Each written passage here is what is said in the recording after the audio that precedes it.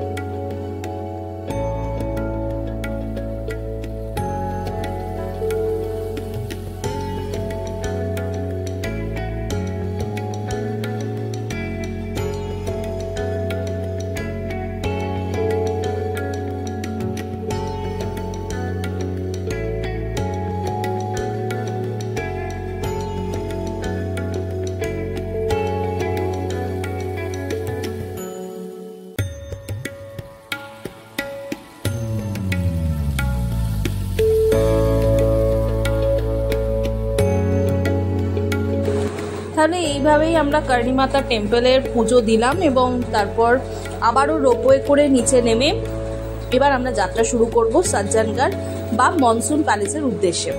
তো এই যে মনসুন প্যালেস, এটি কিন্তু উদয়পুরের একটি হিল টপে তৈরি এবং এখানে মনসুন নামটা এই জন্যই দেওয়া হয়েছে, প্রচণ্ড মেঘেদের আনাগোনা আর বছরের সবসময় এই জায়গার টেম্পারেচার কিন্তু একটু লোয়ের দিকেই থাকে। এটি যেহেতু একদম হিল টপে উদয়পুরের অবস্থিত, সেই জন্য এখান থেকে আমরা ফতেহসাগর লেকটাও কিন্তু দেখতে পাই। আর তার সাথে এই যে সুন্দর একটা প্যানোরামিক ভিউ এর ওপর থেকে, সেটাও কিন্তু আমাদের খুবই পছন্দের। এবং তার সাথে হঠাৎ করেই আমরা এই প্যালেসের মধ্যে পেয়ে গেছি একজন সুন্দর মিউজিশিয়ানকে। তো সেই মিউজিশিয়ানেরও কিছু মিউজিক তোমাদের সাথে শেয়ার করব। তো তারপরে দেখো যে এই যে সজ্জনগড় ফোর্ট, সেটা ঠিক কিরকম দেখাচ্ছে, তো এনজয় করো।